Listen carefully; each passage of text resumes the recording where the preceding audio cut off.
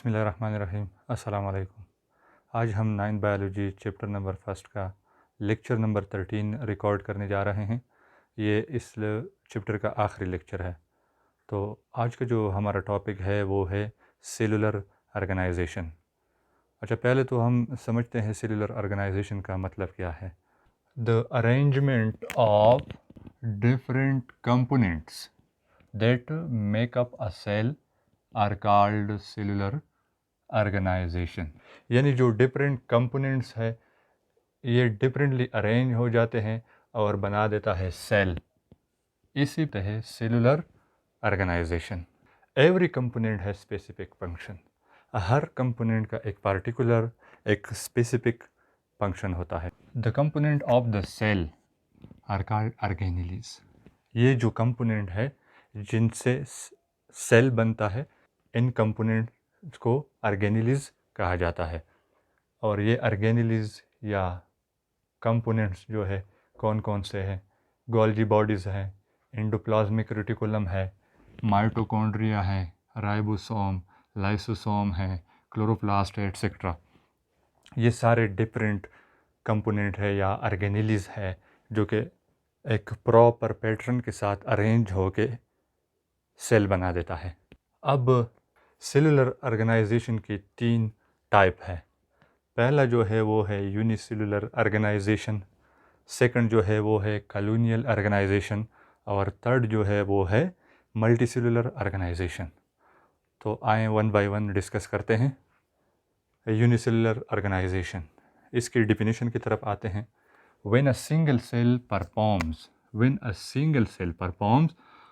all the function of life, it is termed a unicellular organization or single celled organization। अगर एक cell तमाम life activities perform कर रहा है तो ऐसे टाइप ऑफ सेलुलर ऑर्गेनाइजेशन को हम यूनिसेलुलर ऑर्गेनाइजेशन कहेंगे। यूनिसेलुलर ऑर्गेनिज्म क्या है?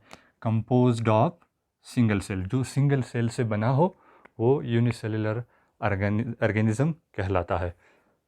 इसमें होता क्या है? सिंगल सेल क्या करता है? All the life activities are carried out by the single cell. Life के जितने भी एक्टिविटीज़ है वो एक सिंगल सेल परफॉर्म करता है। There is division of labour among different organelles. In case of single cell जो डिवीजन ऑफ लेबर है, डिवीजन ऑफ लेबर का क्या मतलब है? काम की तकसीम। वो कहाँ पे है? Among different organelles. ये जो डिफरेंट ऑर्गेनेलिज है ये हर ऑर्गेनेलिज एक स्पेसिफिक फंक्शन परफॉर्म करता है। इस डिवीजन ऑफ लेबर यानी काम की जो तकसीम है इसको हम कहते हैं division of labour. Single cells are capable of, ये जो सिंगल सेल होता है ये कैपेबल होता है क्या क्या प्रोसेस या फंक्शन परफॉर्म करता है? Respiration, digestion, excretion, reproduction. ये सारे प्रोसेस एक मल्टीसेलुलर ऑर्गेनिज्म भी परफॉर्म करता है। लेकिन हर एक प्रोसेस के लिए इन case of multicellular organism proper organ और ऑर्गन सिस्टम होता है। चूँकि यूनिसेलुलर ऑर्गेनिजम्स के पास ये ऑर्गन सिस्टम नहीं होते, इसलिए सारे के सारे जो फंक्शन है या एक्टिविटीज़ है, लाइफ एक्टिविटीज़, वो एक सिंगल सेल परफॉर्म कर रहा है और इसमें डिवीज़न ऑफ लेबर होता है, काम की तकसीम होती है। और वो कहाँ पे काम की तकसीम या डिवीज़न ऑफ लेबर कहाँ पे होता है? Among different organelles. और उसके एग्जांपल्स क्या हैं? Euglena, amoeba, paramecium. इसमें यूनिसेलुलर ऑर्गेनाइजेशन है, यानी ये सारे के सारे यूनिसेलुलर ऑर्गेनिज्म हैं। और ये जो है सारे वो डायग्राम है यूग्लिना, पहला जो है ये यूग्लिना का डायग्राम है, मैंने लेबल भी किया है, हालांकि बुक में ये लेबल नहीं है। अमीबा है ये और ये है पैरामीशियम। तो ये था यूनिसेलुलर ऑर्गेनाइजेशन के बारे में।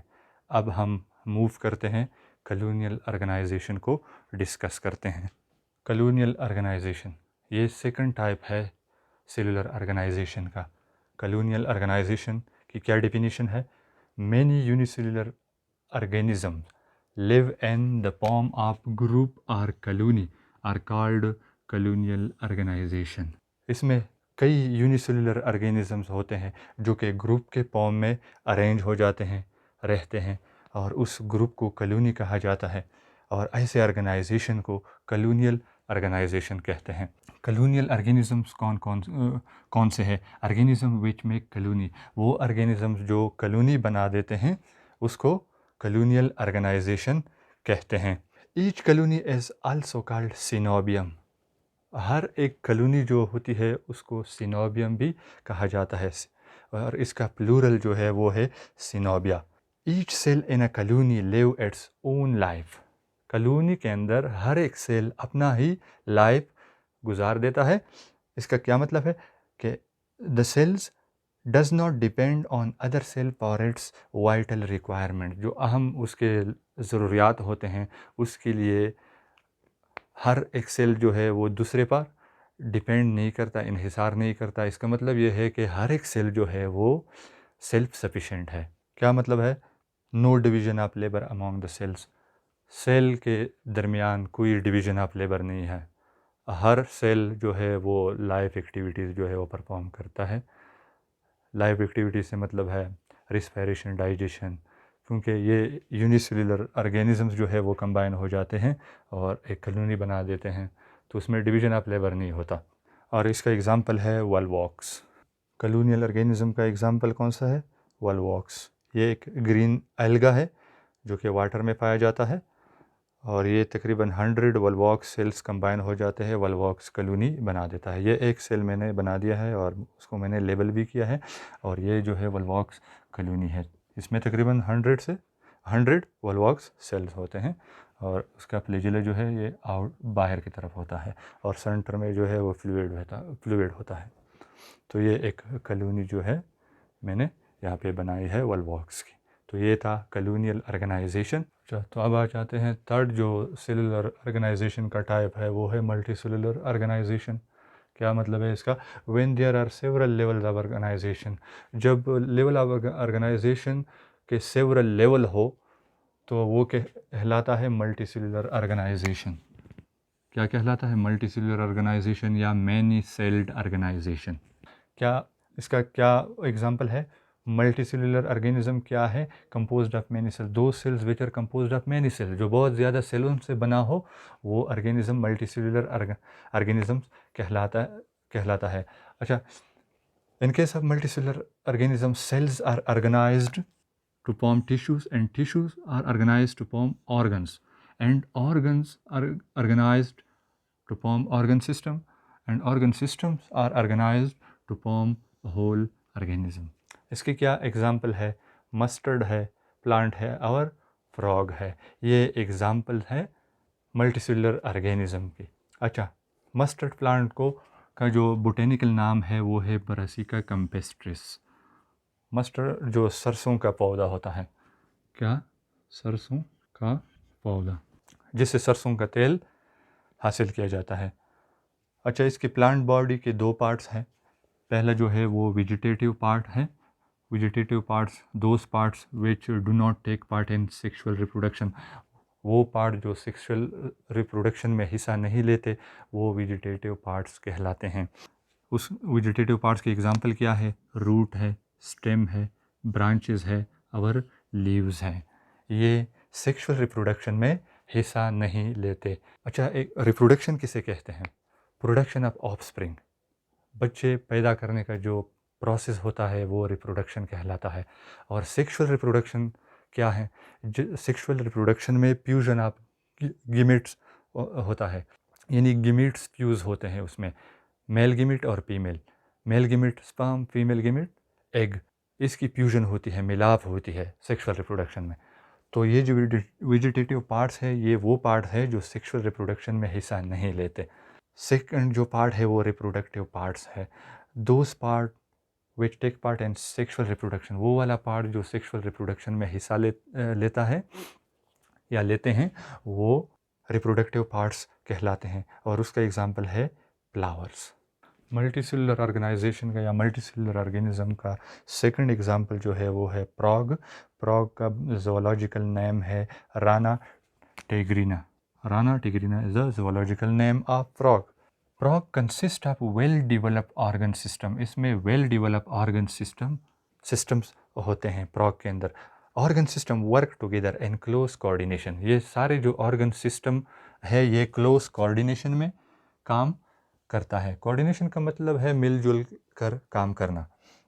एग्जाम्पल्स क्या है इस ऑर्गन सिस्टम के? डाइजेस्टिव सिस्टम है, रिस्पायरेटरी सिस्टम है, circulatory system, nervous system, reproductive system.